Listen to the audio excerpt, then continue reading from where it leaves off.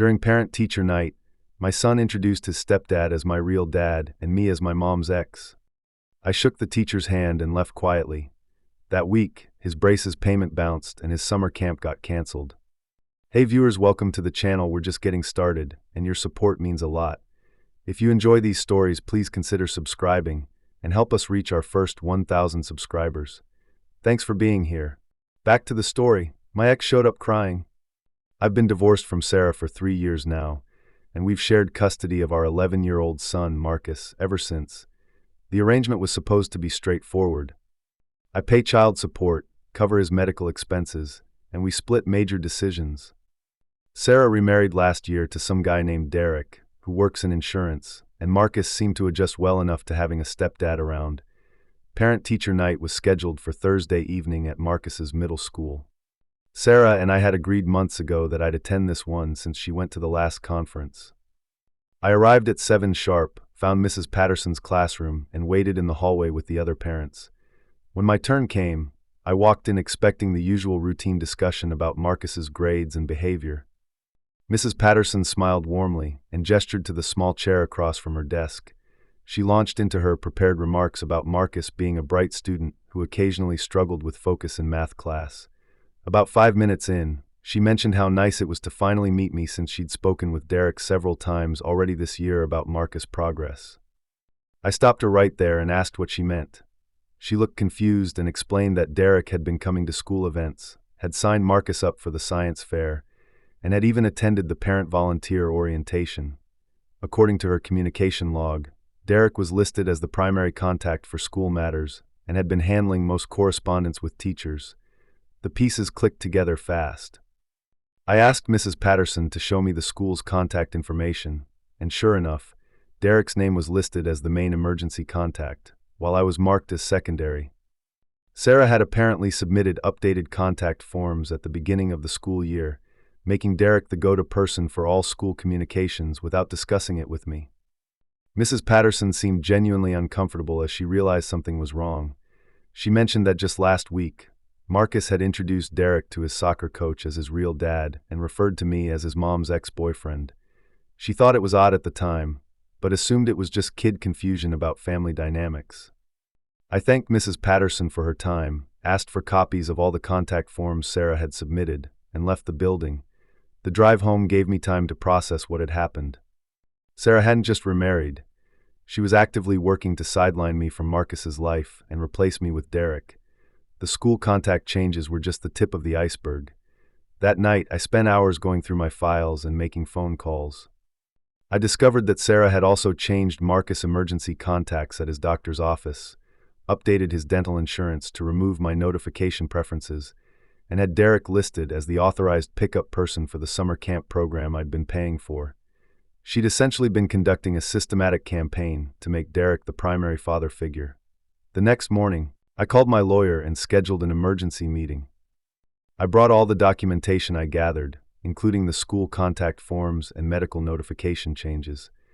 My attorney confirmed what I already suspected. Sarah had violated multiple aspects of our custody agreement by making unilateral decisions about Marcus' welfare and actively undermining my parental involvement.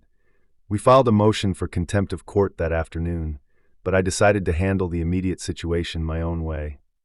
I called Marcus' orthodontist and discovered that while I was still listed as the financially responsible party, Sarah had been bringing Derek to appointments and presenting him as Marcus' stepfather who helped with medical decisions. The next braces payment was scheduled to process on Monday, a $1,200 adjustment that would be declined when it hit my old account. I'd moved my banking around 6 months ago when Sarah kept accidentally overdrawing the joint account we'd maintained for Marcus' expenses. I'd given her the new account information, but she'd apparently continued using the old routing numbers, assuming I'd just keep covering the difference when payments got returned. Monday morning brought the expected phone call.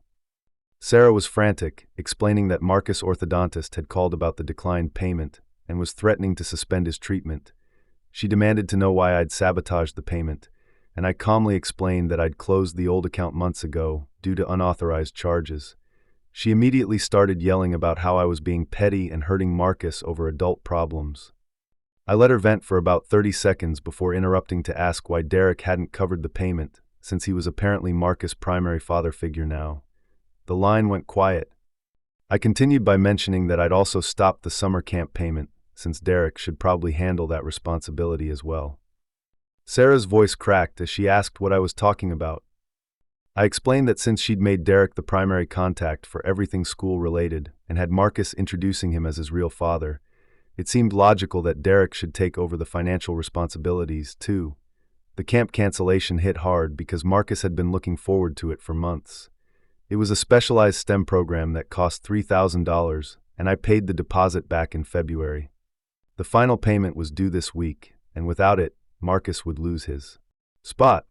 Sarah begged me to reconsider, but I told her that Derek was welcome to cover the remaining balance if he wanted to take on that financial commitment.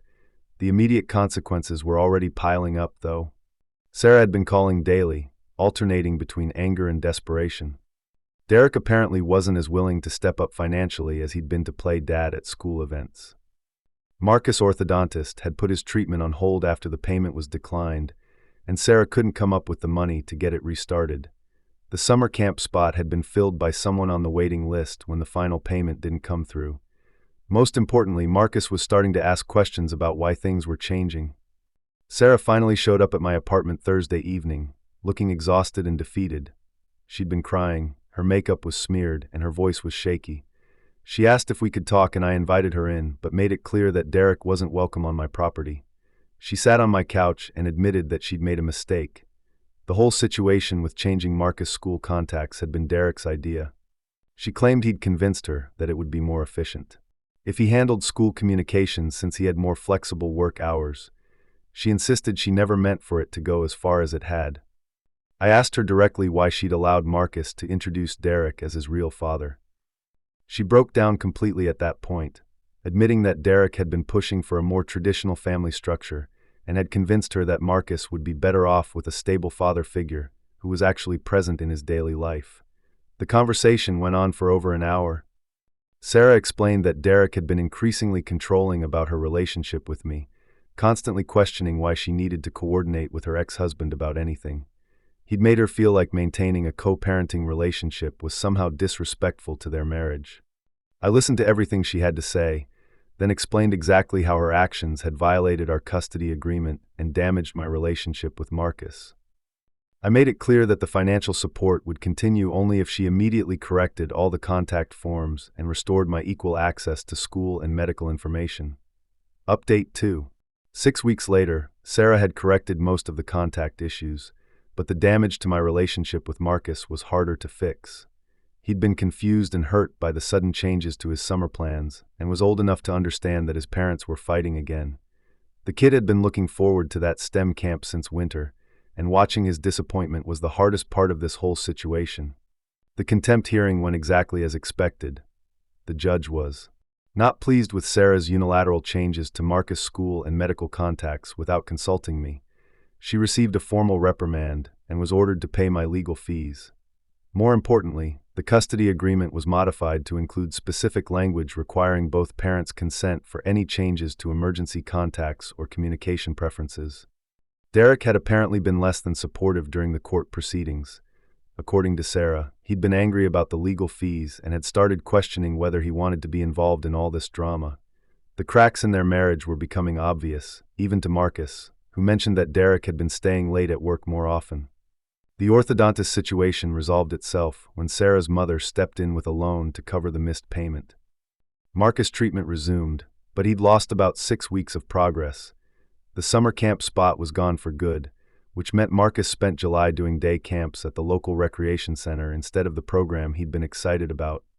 I'd started having longer conversations with Marcus about the situation, being careful not to badmouth his mother or Derek, but making sure he understood that I was still his father and wanted to be involved in his life.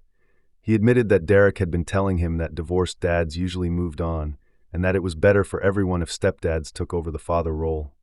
Update 3. For months later, the real victory came when Marcus asked if he could spend more time at my place. Sarah's marriage to Derek was falling apart, and Marcus was caught in the middle of their arguments.